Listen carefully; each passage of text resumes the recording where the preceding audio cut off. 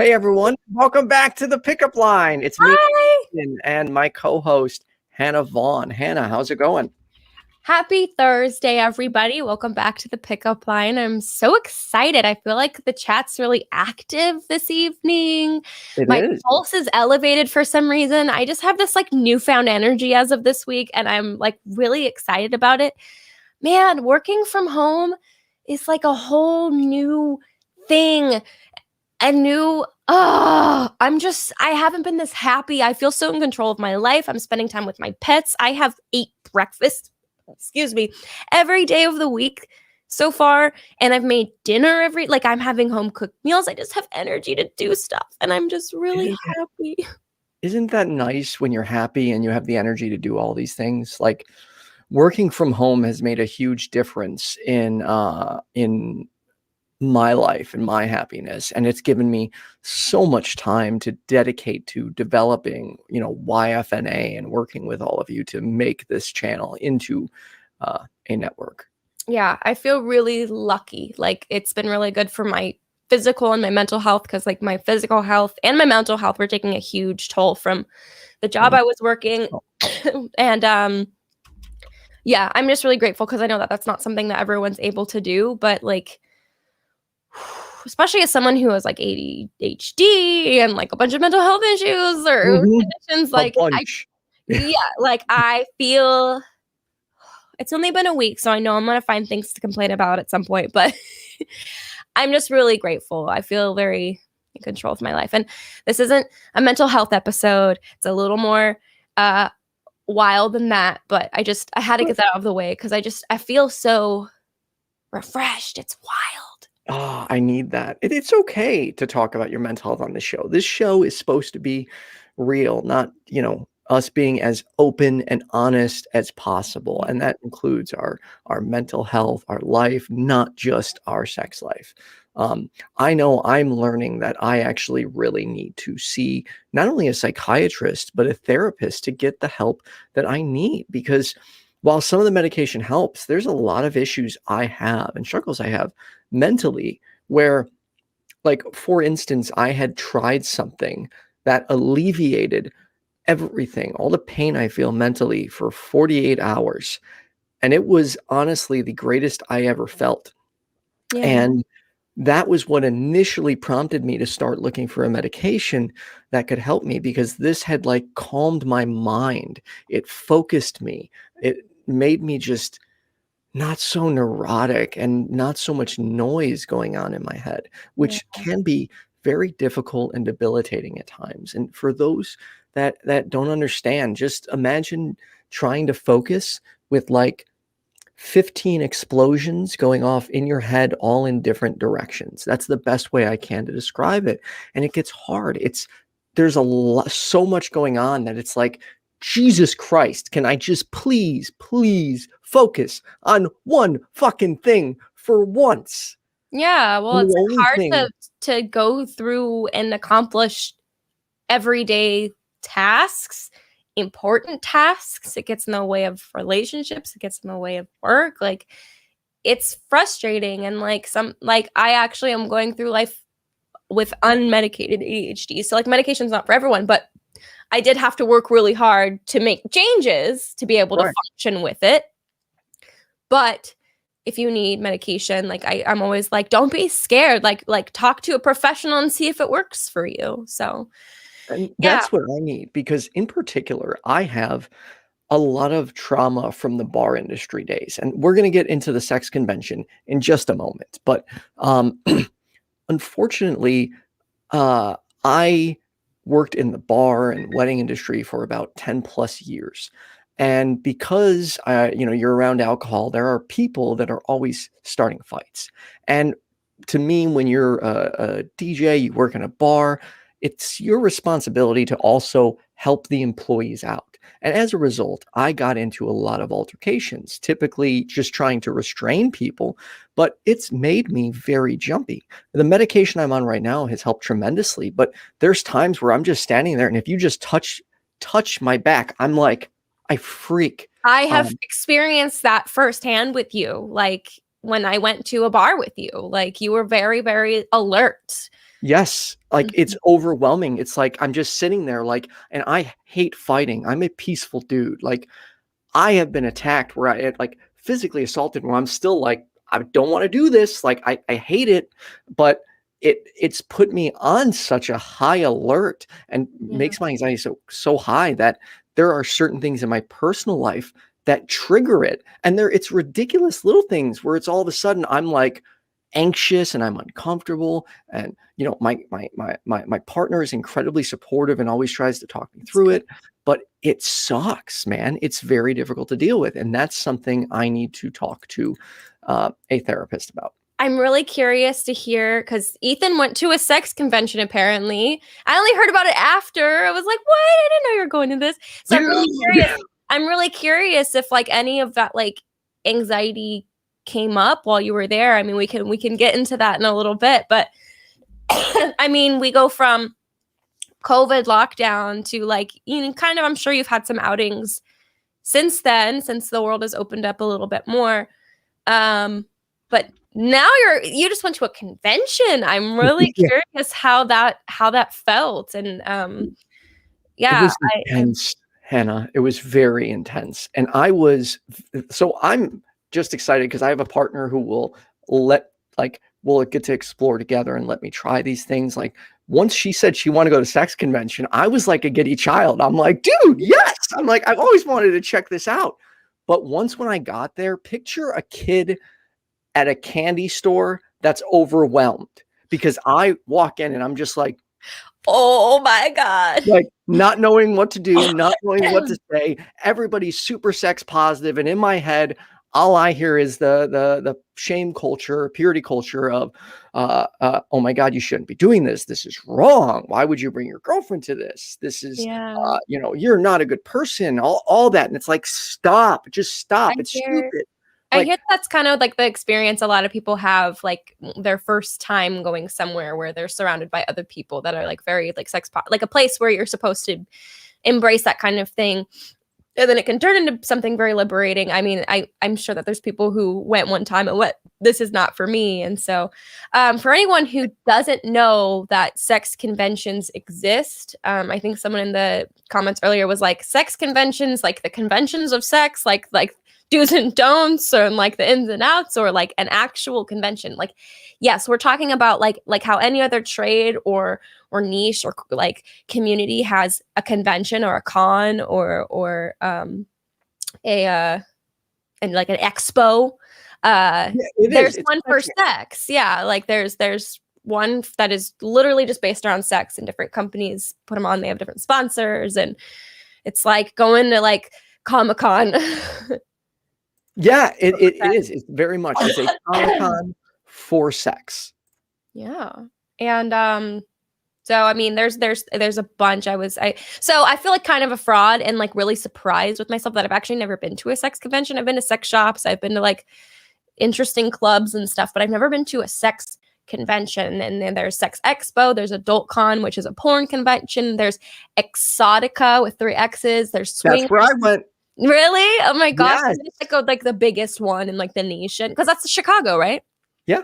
Okay. So swingers conventions, BDSM conventions, you name it. Yeah, Sexpo. I don't know if it's called Sex Expo or Sexpo, or if those are 2 different things. But I mean, there's lots of reasons why someone would go to a sex convention, and I think that's pretty cool. Did you want to add anything to that? Well, yeah, there's a lot I want to expand on. But before we do, there's a caller I want to get to in just a moment. Yes. So for those who are unaware, last week we were talking about kinks.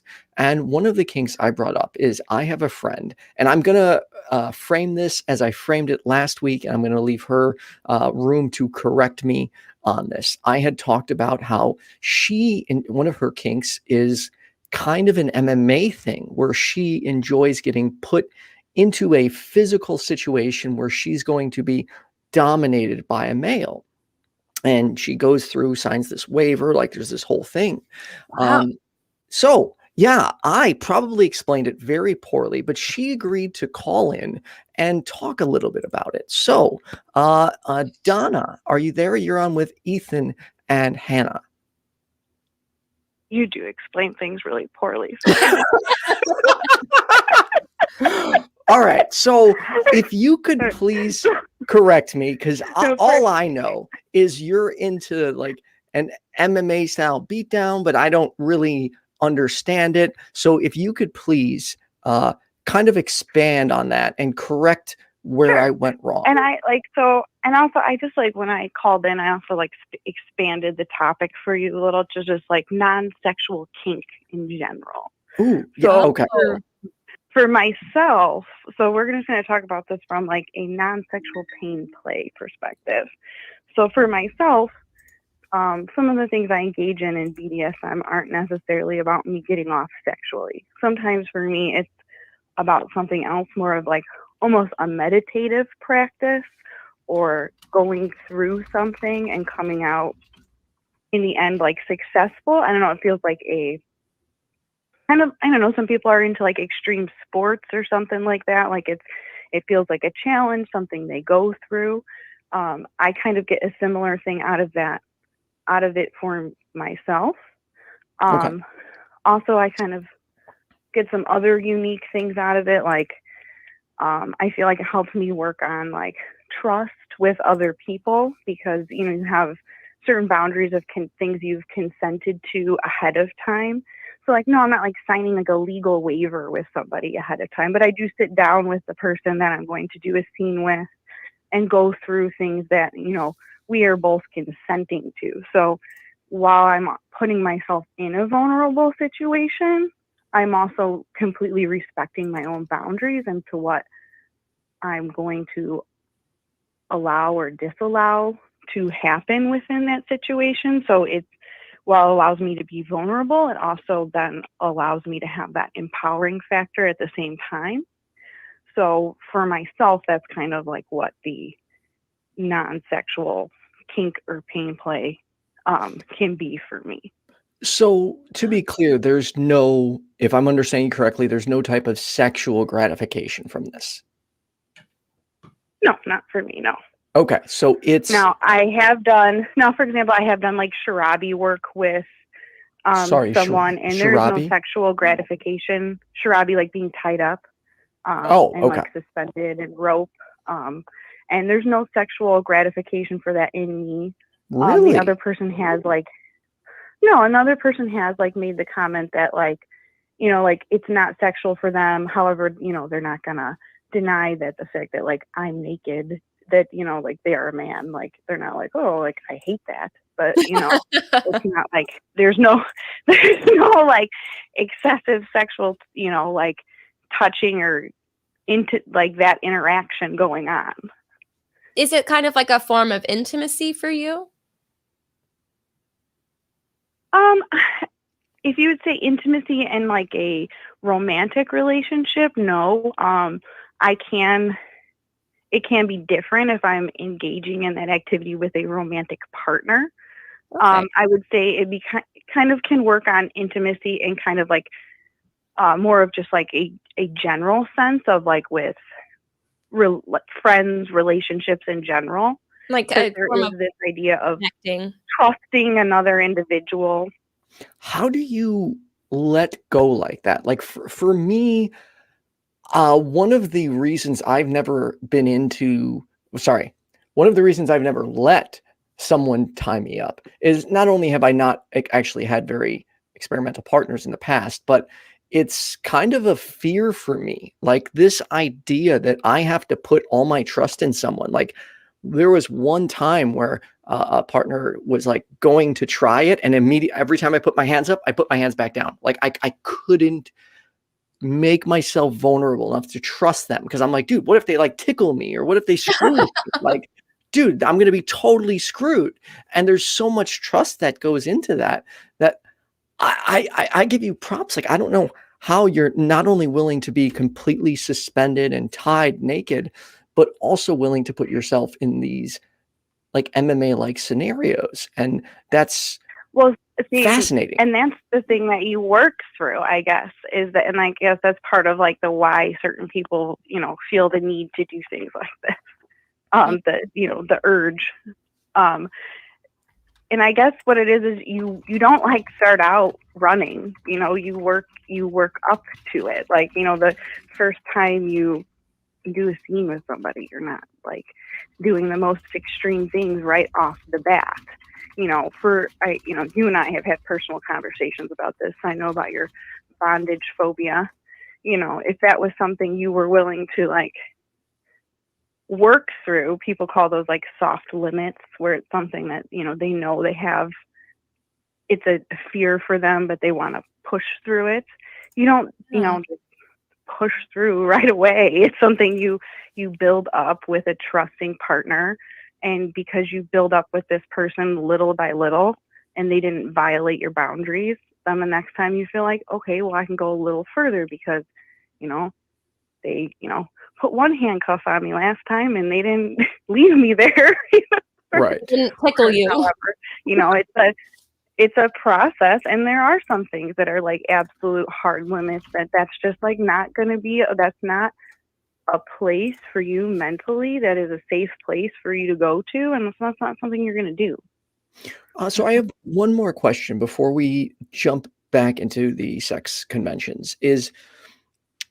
Can you kind of explain this MMA situation a little bit more? Like, how detailed is this thing you sign? What do you do during it? Like, are you fighting back? Like, if you wouldn't mind. So when I have done it, it's been would be considered more of like a primal play scene where, yeah, there's, you know, mats put out for safety. I mean, in BDSM, it's, you know, saying safe, consensual.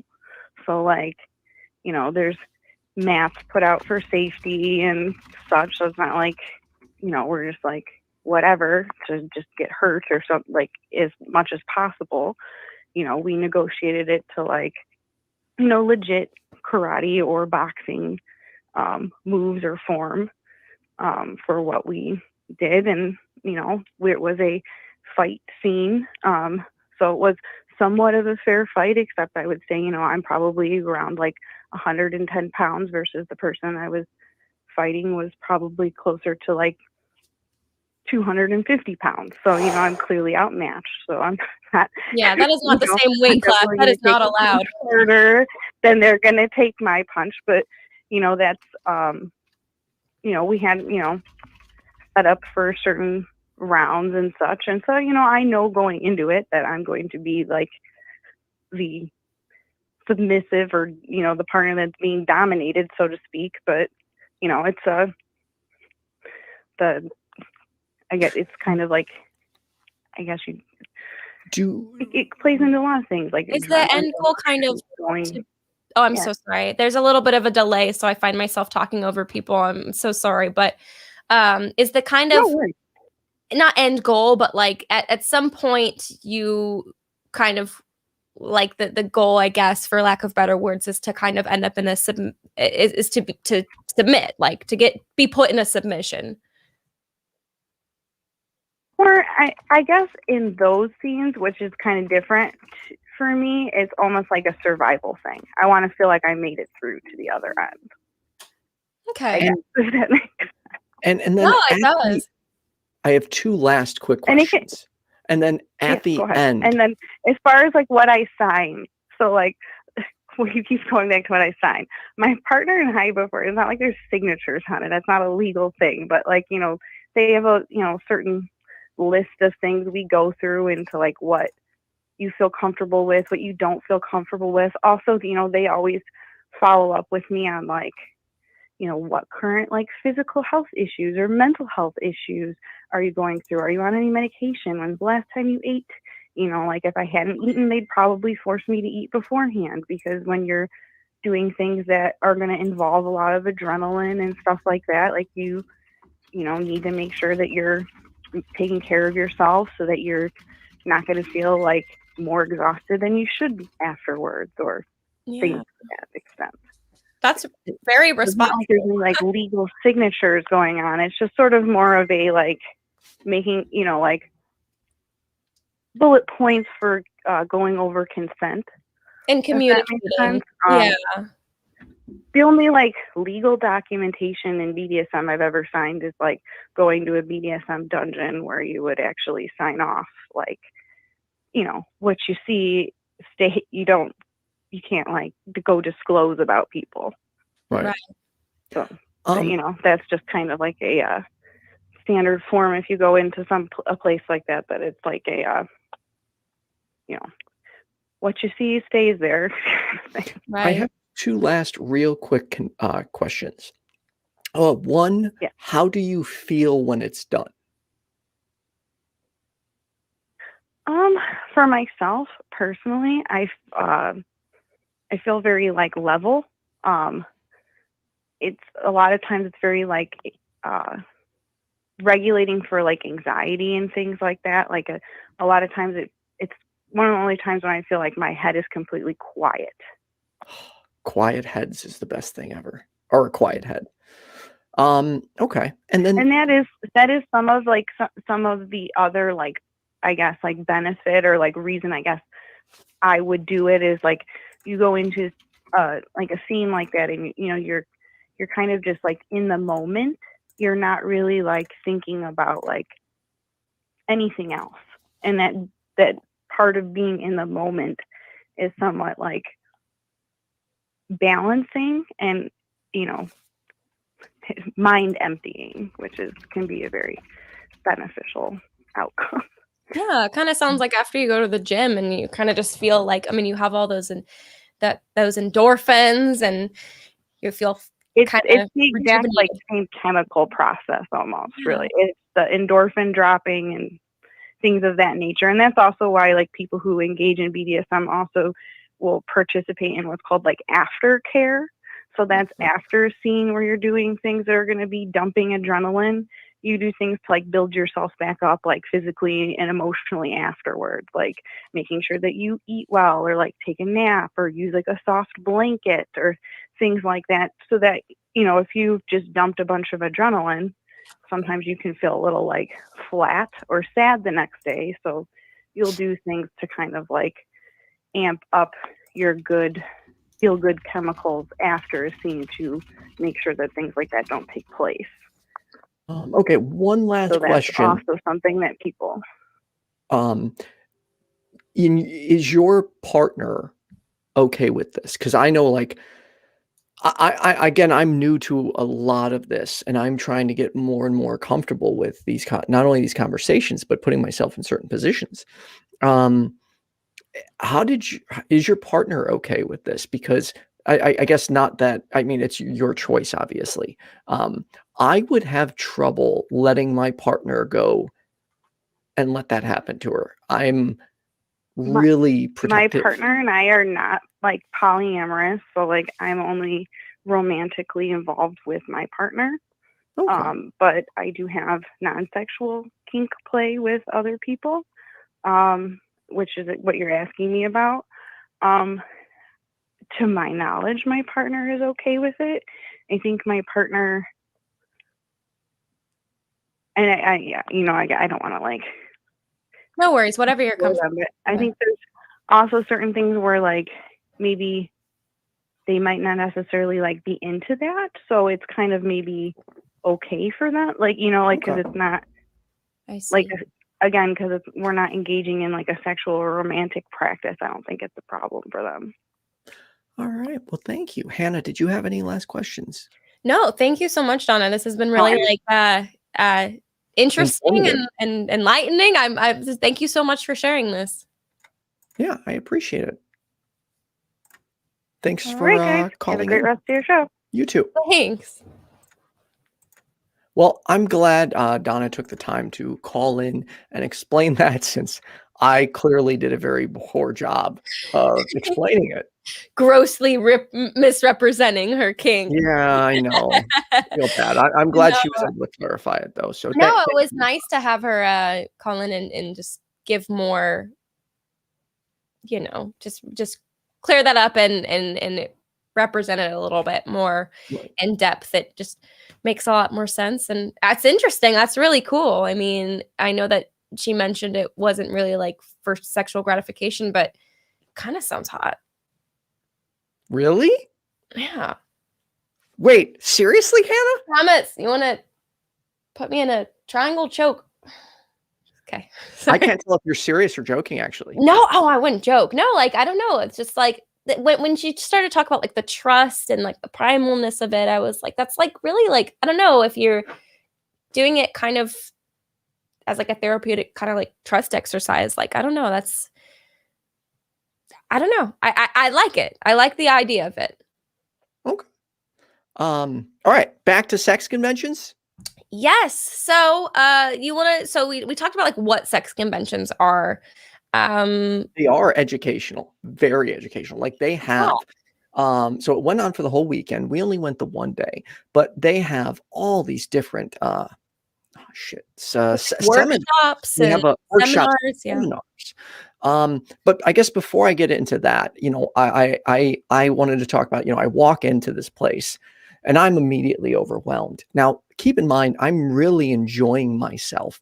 That may have not been obvious externally because I was just shut down because it was a lot for me to process. Sometimes it can be a little bit overstimulating. I understand. Yes.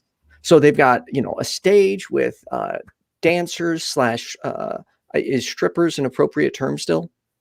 The strippers I know are fine with have identified as strippers. So I mean, stripper. There's porn stars. There's cam girls. There's everything. There's people dressed in outfits. I saw one couple, or I can't say a couple. I saw two people. One feminine, one appeared masculine. Had one of those rubber masks on and was chained. And I guess I don't know the proper terminology for this, but the feminine person was kind of like pulling them around on this necktie. So I believe it was like a dom sub situation, but I believe there's another term for this kink in particular, but I don't know it. And everyone is so sex positive and friendly. And here I am, the shy person. So to give you an example, we pass, my partner and I, this flogging station, and she's like, or these flogging toys. And she's like, I want to check this out. And I'm like, okay, cool. Like, again, she probably couldn't tell that I was enjoying myself because I was genuinely overwhelmed. Like looking at all the sex toys, I just kind of like had to keep my head down and I would be like, kind of like peeping out of the corner of my eye just because I felt this intense shame for being there. And I'm like, oh my God, like, what if somebody gets me on camera here? If takes a picture of me, like, I'm just like, yeah. Like, let's just completely ignore the fact that you have a show about sex. Right. What if someone finds out I went to a sex convention?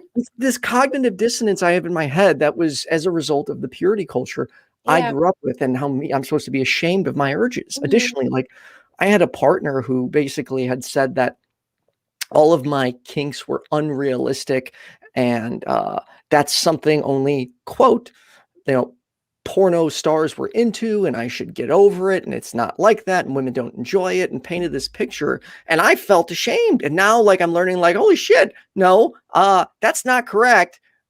Women enjoy some of these kinks I have. So I'm just now getting out of my shell, but we approached this flogging station and this guy had asked the working there, like, have you ever been flogged before? And she's lit up. She's all excited.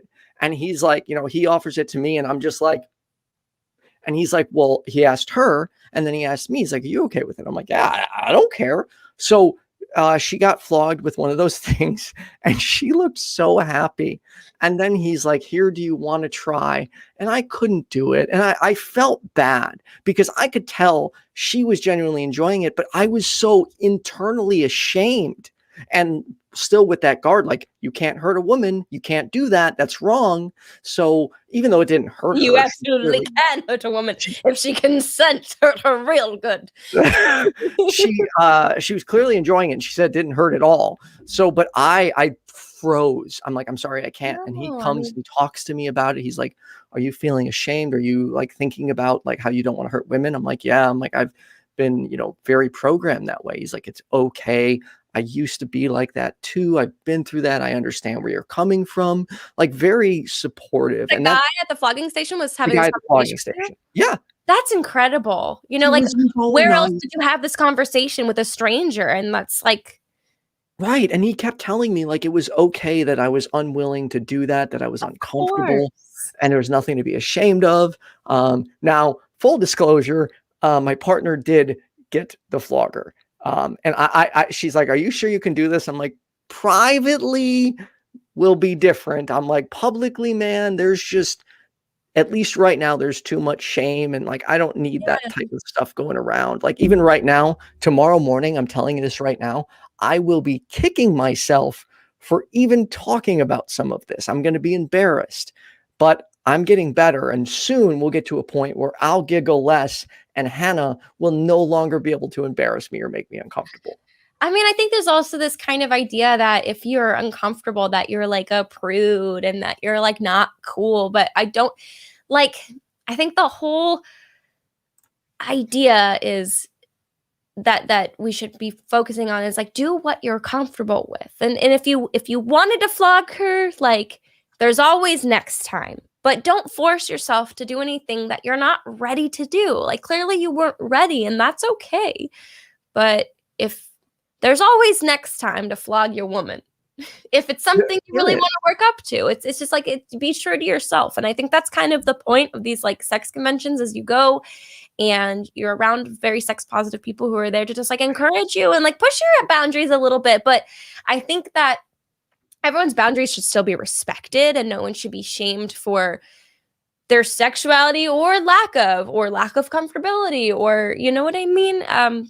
There's a lot of reasons people go to these things. And I was doing some research and it not only does it kind of build that community and that shame-free environment, but you touched on the education. And I thought that was really cool. I looked up some speaker lists for some of these conventions that are coming up. And I was really impressed with the lines up. They have sex educators, sex and relationship coaches, sexual health advocates, entrepreneurs, activists, more. And then so like they have seminars and then they have workshops focusing on like sexual like health and safety and good BDSM practices, but also BJ and G spot workshops and learning about the industry if you want to get involved in a safe way. And learning more about the vagina. Like I was excited for some of these seminars. And again, they were very sex positive. There was one I wanted to go to. It was sex and religion. But to be honest, the only reason I wanted to go was to ask a bunch of questions and be annoying. And my girlfriend's like, no, we're not here for debate, Ethan. We're here for. I saw that on I saw like one that was like for Chicago, and I'm thinking because it said 2021, so maybe it's already happened, but I was looking at the website and it was like how sex and religion can coexist or something.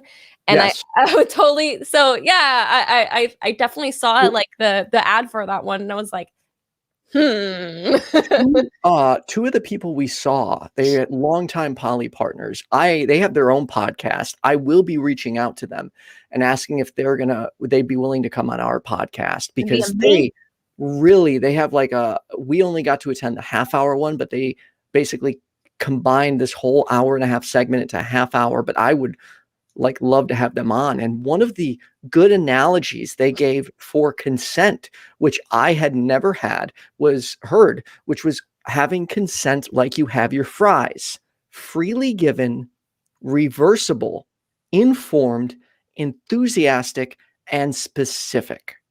I think that is great when it comes to consent. Fries like the acronym, not like how you have your French fries. I was like, not like how you sorry. The French fries informed. So, again, freely given. I would love freely given fries. Reversible is really important, and it's not talked about as often. Yes. You can agree to something and then in the middle of it become uncomfortable. And if you are uncomfortable sexually, please speak up. Don't put yourself in a situation that you're not ready for, or maybe you were excited. And I had a friend who was hesitant to speak back to her partner because she's like, well, what if they think I'm boring now? This was just too much. I'm like, no, speak out. Like, what you don't like is important. That's how you both enjoy it. You have to express yourselves and communicate as much as possible. And I can't emphasize that enough. Communicate. Tell what you like, what you don't like, parts that feel good, parts that don't feel good. All of that is so important to enjoying and expressing yourself sexually. And, don't, again, if there's something that's hurting you or you're not enjoying, don't do it. Stop yourself, or stop the other person. Let them know. Because we need to be maximizing pleasure and minimizing pain, unless it's pain that you consent to. Ooh, can I have that? That was like a headline. Like, that was a quote. Was it really? Yeah, like maximize pleasure and minimize pain, unless it's pain it's pain you are consenting to. Exactly. That was like, good job, Ethan. Oh, thanks, man. That was a motto, man. Oh, it is, because it's like, that's one thing I'm learning and I'm still getting used to, is the importance of experiencing and allowing your partner to experience pleasures. Like, for instance, compersion is when you're happy that your partner is experiencing pleasure or happiness. And she says I can talk about anything. So I'm going to assume I can talk about this. Not that I'm assuming, but she's pretty like, just talk about whatever. So I can tell you're definitely probably a little more private than she is. So I understand. Just a little bit. Yeah. She's very sex positive. All her friends are sex positive. And I'm this shy guy that's new to all of this. But I'll go into the swingers party when we have our swingers episode with Dr. Daryl Ray. But let's just say Ethan went to a swingers party.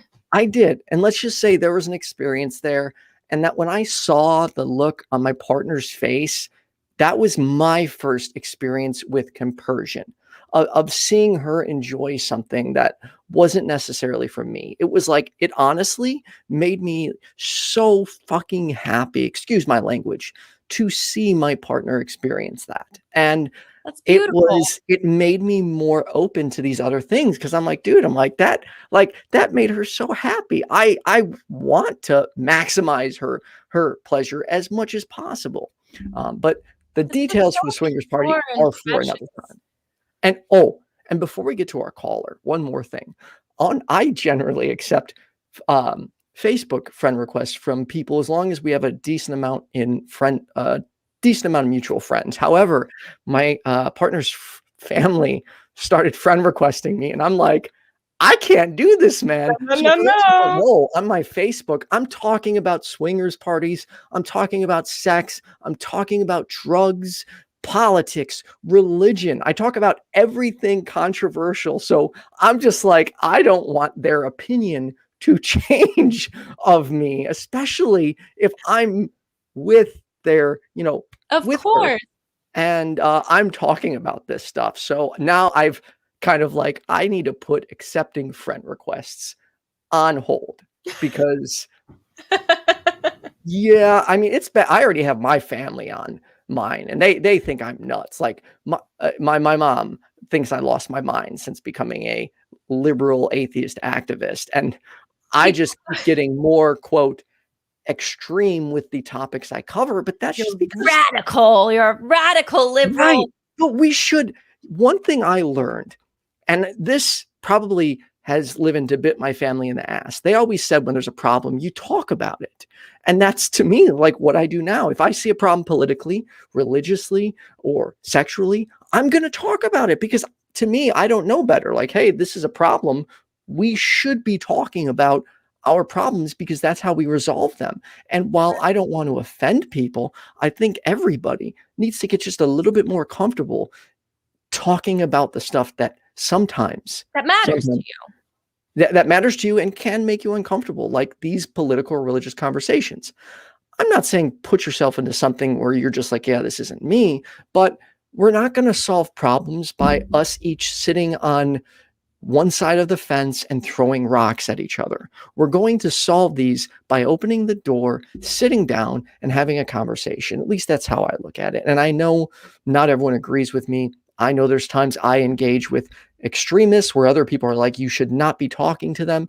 I want to expose the opposition, or I shouldn't call them opposition, other people, to as much skepticism and critical thinking as possible. I'm done rambling. I'm sorry. You're fire today, baby. Oh, thanks. I couldn't do this without you, Hannah, though. So go ahead. Go ahead. I was going to say we have a caller that wants to talk about needle play, but you were about to say something. I just wanted to follow up really quick about the sex cons and other reasons why people go, because we talked about like the community and the exposure and the shame-free environment. It's my understanding that there's also like entertainment, like pole dancing and performances and contests and adult stars that might be there and after parties. Like it's just for fun. It's a lot of fun. There are after parties because they're expensive. And I will say, I'm watching the pole dancing and the strippers, and there's this MC. And after my partner and I walked away, the first words out of my mouth were, "Well, I think that MC is kind of chauvinistic and degrading women." But it was true. Like, I'm sorry. You can be an MC for strippers and not be a creepy fucking douche. Like, you don't have to refer to women by a specific name and only that sexualized name. You can build them up in other ways. You don't have to talk about yourself and how cool you are. There's ways to be sex positive without using negative words that hurt other people or that stereotype them in some way. And that's why I was like, dude, I'm an MC. I would put this guy to shame because I'd be building these people up in a sex positive way, not a... One day, Ethan, we got to throw our own sex con. You know what? I think that's a great idea. The pickup line in the future, and it's not. We're gonna put a lot of thought into it before it's even a thing, because that's scary. The whole idea of like being in charge of something scares the shit out of me.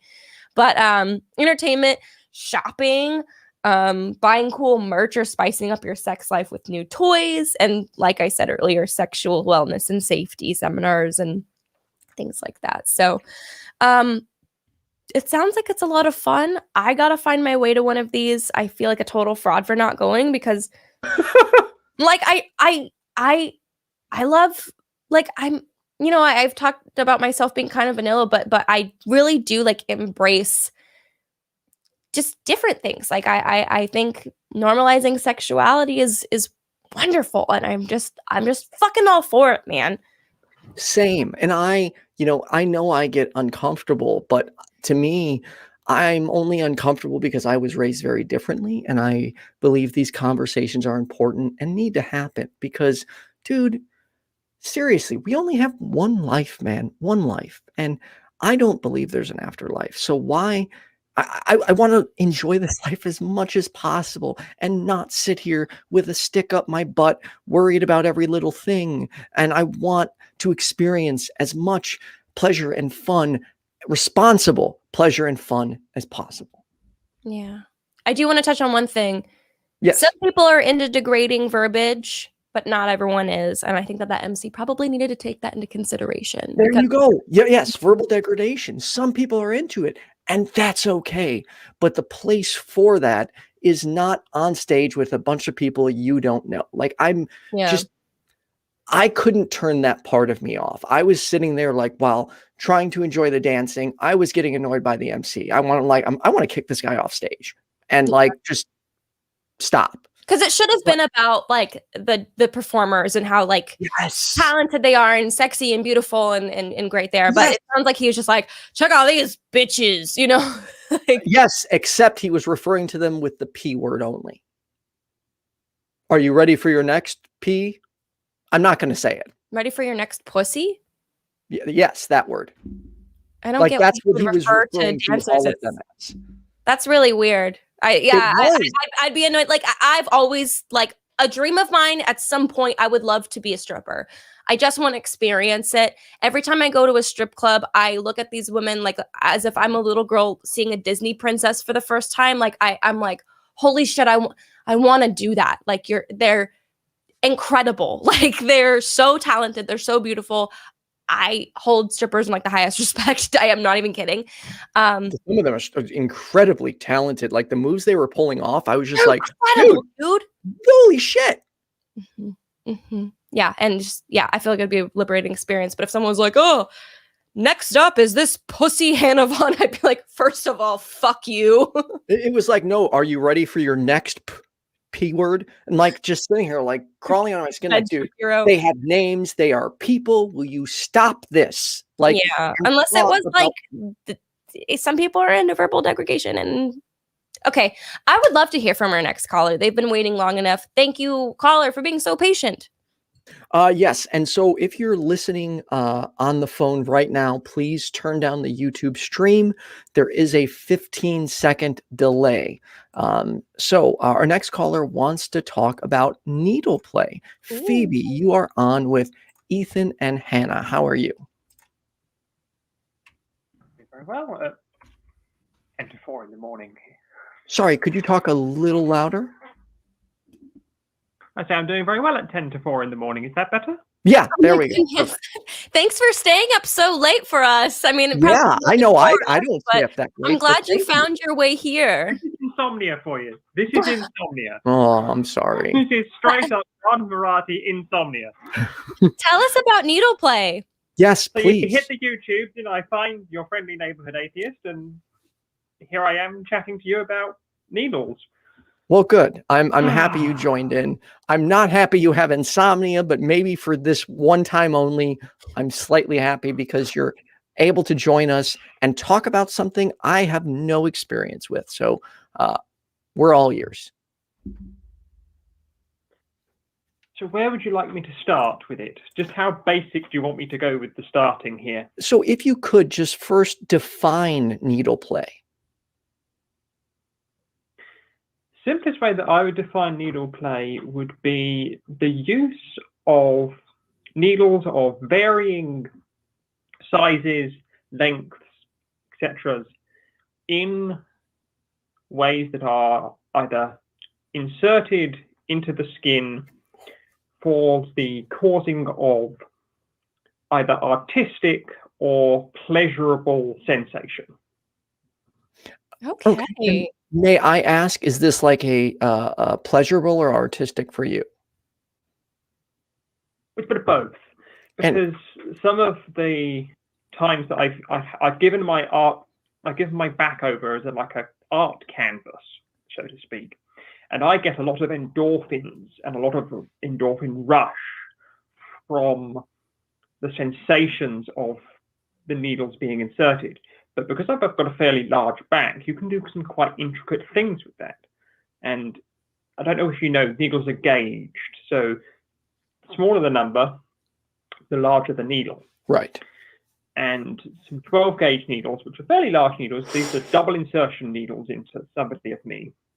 So I had 136 of these in my back, and I had 4 suction cuts on the top to make a butterfly pattern. Wow. And before you continue, may I ask, for you, is this, like earlier our caller was talking about non-sexual kink. Is this a sexual or a non-sexual kink?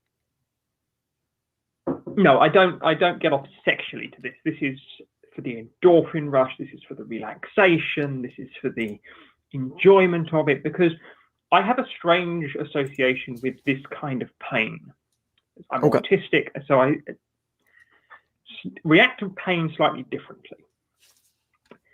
And when I'm going through this, particularly with what I was just describing, I was laying out there and I was relaxed. I was in a very calm state. I was getting the flood of the endorphins, and every time you'd feel a new one go in, it would be like a smile on my face, going, "Oh yes, this is really nice. This is really wonderful. This is lovely." So it's that kind of release that I get, and there are people that are doing it there that are getting off in one way or another, sexually or non-sexually, with them inserting the needles into my back. So these aren't going straight in, because that would be dangerous. So they're going in lengthways. So it goes in. Okay. Like you would if you were sewing, almost. Okay. Oh, okay. That's amazing, because I've heard of needle play, but I've never heard it talked about in this way or really at it. Do you bleed from it? I mean, sorry if that's a dumb question. Oh, absolutely. Okay. Oh, absolutely. Of course you bleed from it. And that's part of the fun of it, because in pre-COVID times, the bleeding could be used as part of the artwork as well. Wow. So when you were taking the needles out and you've got the marks that are left behind where the needles were, you can then go and fill in those marks with the blood that's coming out. And then when it dries out, you've got the nice outline. It's like painting by needles and blood. I'm actually looking up some photos right now, and holy moly, I did not realize that this really is an art, and I'm seeing some really Whoa! It really is artwork. Yeah, no, I mean, yeah, that's impressive. I've heard of needle play, and I just assumed it was people laying down and poking each other, but this is incredible. It is. So if you can, and if you're comfortable, if you're queasy early, I probably should have given a trigger warning beforehand. But Google needle play and look at the images. It's pretty wild. Like it's definitely takes some type of artistic talent to do some of what I'm looking at. Like this is incredibly beautiful. I mean, it's for me, it's a little like harsh to see, but it's like the imagery is also quite amazing. It's impressive. And I assume like with any kind of, I mean, would this fall under the umbrella of BDSM, would you say? Absolutely, it does. Okay. Technically speaking, doing this in the part of the world where I'm has to be done very carefully. Exactly. So I'm sure that there's a lot of research knowledge that has to go into this. There's a reason that it's done in such an artistic way, and there's a reason that it's done in the way that it is done. It's because if it was done purely as a sexual, you're getting off on this sexually, in the UK that would be illegal. If it's done in a therapeutic way, which is the way that I see it, and a way that relaxes me, so an extension of what this is a form of therapeutic acupuncture. Right. So it gets round the rules because it's not BDSM, which is causing pain, causing harm. It's therapeutic acupuncture. So it's a relaxation method, and that's one of the ways how you can get around the law in the UK. And it has been tested in court that no, that's a perfectly legitimate way of getting around the law in the UK. Wow. Because the UK law is very strange on BDSM because it says you can't do BDSM between consenting adults, but you can have what's known as rough horseplay between a bunch of drunk lads, and that's fine, the rough horseplay. But the BDSM done between consenting adults, no, thank you. Are you serious? So that's how I did not realize that. That is mind blowing. I have a law degree, and this was one of the most ridiculous things in UK case law. Now let me ask you this: do you think, or in your experience, would a police officer actually arrest you for something like that? Theoretically, a police officer could arrest me if he was being an absolute dickhead. It wouldn't go down very well for the police officer because then the police officer would have to, if he was going to proceed with this, would have to go to court and testify in open court about why he was there, what was he doing there, what were the reasons that he got tipped off, etc. And for the police officer, any barrister worth their salt would embarrass the backside off of him. So I know that they have BDSM like conventions and clubs here in the States, but is that not a thing in the UK? Or are they like very underground secret? They are, but they are incredibly underground. And you can do things like this in like a group convention setting, and that's normally where you go. And everybody comes in, they chip in towards the food, they chip in towards the soft drinks afterwards, they chip in towards the cost of the needles. There'll be somebody there that's medically trained. It's like, I'm a trained first aider.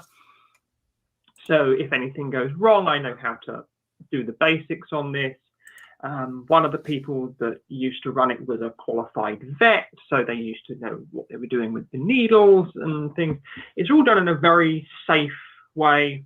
And before you're even allowed to go anywhere near putting a needle in somebody else, you have to watch someone else do it. You have to do it on yourself first in a safer area on yourself. So then normally on the forearm, you'll stick a few needles in there on the forearm, and then somebody go, yes, that's a fairly sensible way of doing it. And then somebody will usually be with you, and then they'll sit there and go, the way to do it is this, and the way to do it is this. And when you're doing like the artwork I was talking about, the butterfly, that will never be done with just one person. So there was 2 people working on that, and there was somebody with me making sure I was okay. They were talking to me, and I had to verbally consent each time to continue, because if I was to go into a state where I was, what's the word I'm looking for, where you go into the state and you get all the natural high state, and then you start to pass out slightly from that, then they will stop that because you're not able to consent correctly to it. But it's all very active consent, as opposed to some of the other kinds of BDSM, which are more passive consent until somebody says no. Whereas with this, it's much more the opposite way around. You have to keep on saying, yes, I'm fine to carry on. Yes, I'm fine. And it's a beautiful feeling that I get, because I get all the endorphin rush, and it just relaxes my brain, and I get such a wonderful adrenaline hit from it. So, question from our audience member, from Ameet. If it's all right with Phoebe, can you ask them how they found out that this was something that they enjoyed doing? Ooh, I've always had a strange relationship with pain, personally. Being autistic, I've had a very odd and strange relationship with pain. And I was just experimenting with different things, as you do when you're growing up. And one of the things that I found was that if I was to place sharp pressure on some parts of me, it would, well, this is quite relaxing. This is not a negative feeling. And then you start to play around with it a bit more. You maybe get a needle up here, or a sewing needle there, or maybe it's just something sharp. And then it gradually went from there, and then I started chatting with a partner that I had, and then one thing went to another. I said, oh, on this kinky social media site, they've got groups on there. And then I went along to a group that was running beginners lessons, and then it went from there. So it was all very much a gradual, I'm experiencing this in a way that is quite relaxing for me. So this is something that setting something off of me. And then it was just like, oh, other people do this as well. Right. I'm not an island. And finding other people to do it with allowed me to explore it more, because there are more experienced people there as well. And it was just lovely. That's something I really love about the BDSM community in general, is that people will kind of have these special interests or things that intrigue them, and they find community and safe outlets for it. That delay. Yeah. And you can also expand on the kind of things you can do with needles. So within the needle community, there's something called zippering. And zippering is where you have some small gauge needles, so some 30 or some 36 gauge needles. And you have some thread going through these needles. Ooh. And part of the end of this, which is the wonderful endorphin rushes, you just pull them all off, one after the other, using the string. So you just pull the string and it zippers away, and then it's just, oh, yes. That's incredible. I think I looking at a couple pictures of that, and they kind of look like, are these like the ones that are like the corsets? Yes, the corsets. So you can get the corsets, and then you can also have things where we did a Halloween themed one. So on my belly, we had some needles going around in orange, and then start at the bottom and pull all the way around and pull them all off in about 5-10 seconds. So yeah, it's really relaxing, really lovely. And then you can go on to other things. So if you are being slightly more adventurous, so you can mix needle play and stapling. So you can have skin staples as well. So at Christmas time, we did a Christmas tree on my back. So we put the needles in, and then we put some ribbon on. So we staple the ribbon in as well. And then you're a lovely, and then you decorated person. Very festive. Well, I really thank you for. Can you imagine what the facial expressions of the people in the chat are, or even the facial expressions of the girls are listening to this? Even me, I was shocked by that. But we really, Phoebe, appreciate you not only staying up late, but taking the time to call in and share with us or teach us about needle play. So thank you so much, Phoebe. Yes, so there was one thing that I did see that wasn't really for me. But there was a challenge going on. I didn't take part in this challenge because it's not my kind of thing. But there was a challenge where this person said, how many syringes can you fit on my buttocks?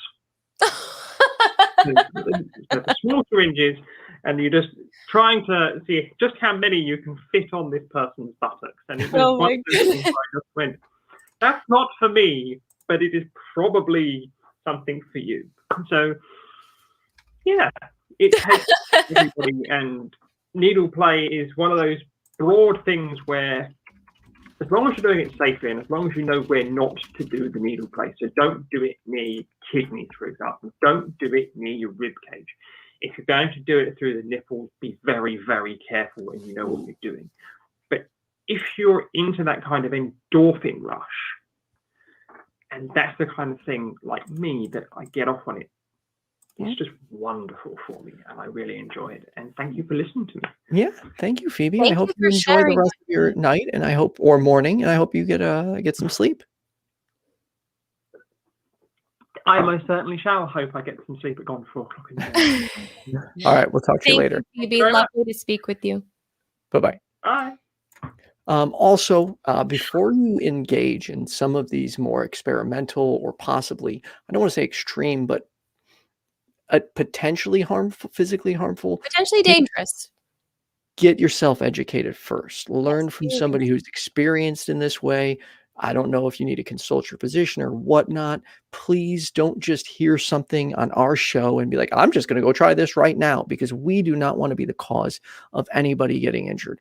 There is, of course, a very safe way to do this where you're lowering the risk of things like infections or other problems. So please take the time, do your research. Whatever you do, just don't do it and be like, well, Ethan and Hannah had it on their show, so we just decided to try it.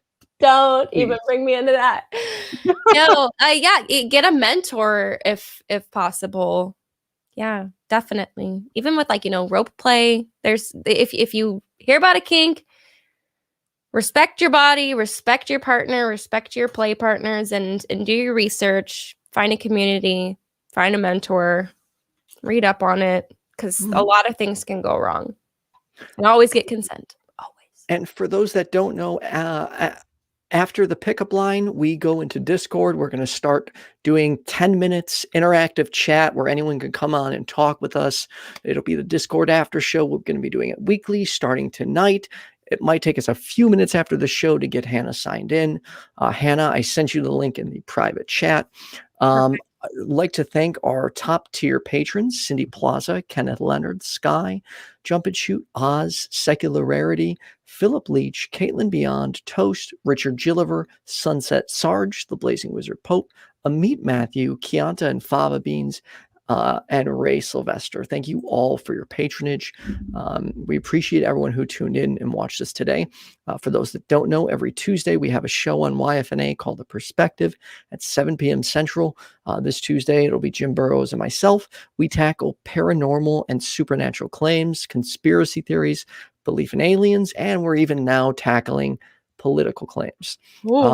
Additionally, on August 9th, we're having our next episode of The Hot Seat, which is where we bring on 2 guests and they debate 3 topics while eating progressively hotter wings. It will be Dragnaut versus Rudy B with host V La Bianca. And then lastly, August 14th, I'm really excited. Hannah and I are going to be hosting an ACA fundraiser where literally every single host but one will be on YFNA with all the behind the scenes people, one jam-packed stream, and you're going to get to know the entire ACA in and out, and we're going to try and raise as much money as possible.